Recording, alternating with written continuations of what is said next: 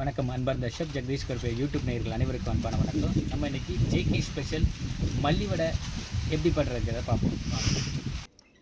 தேவையான பொருட்கள் என்னென்னு பார்த்திங்கன்னா, கடலை மாவு, அரிசி மாவு, பச்சை மிளகாய், இஞ்சி, முந்திரி பருப்பு, கொத்தமல்லி, கடலை, கருவேப்பிலை, சோம்பு, ஜீரகம் இதை வச்சு தான் நம்ம என்ன பண்ண போகிறோம். கடலை மாவு, அரிசி மாவு, சோம்பு, மிளகு, ஜீரகம்,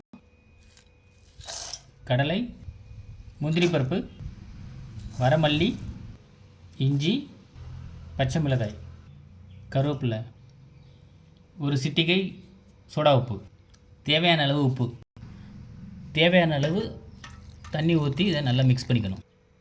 கொஞ்சமாக மஞ்சள் பொடி கலருக்கு கலர் போதும்.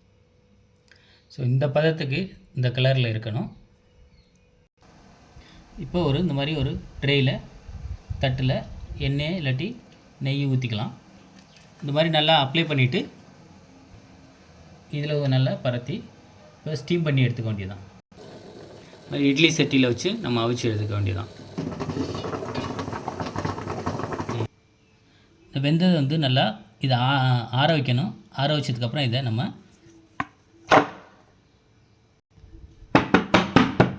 தட்டி இப்படி எடுத்துட்டோம்னா நல்லா கேக் மாதிரி ஆகிடும். இப்போ நம்ம சின்ன சின்னதாக தேவையான அளவுக்கு கட் பண்ணிக்க வேண்டியதான்.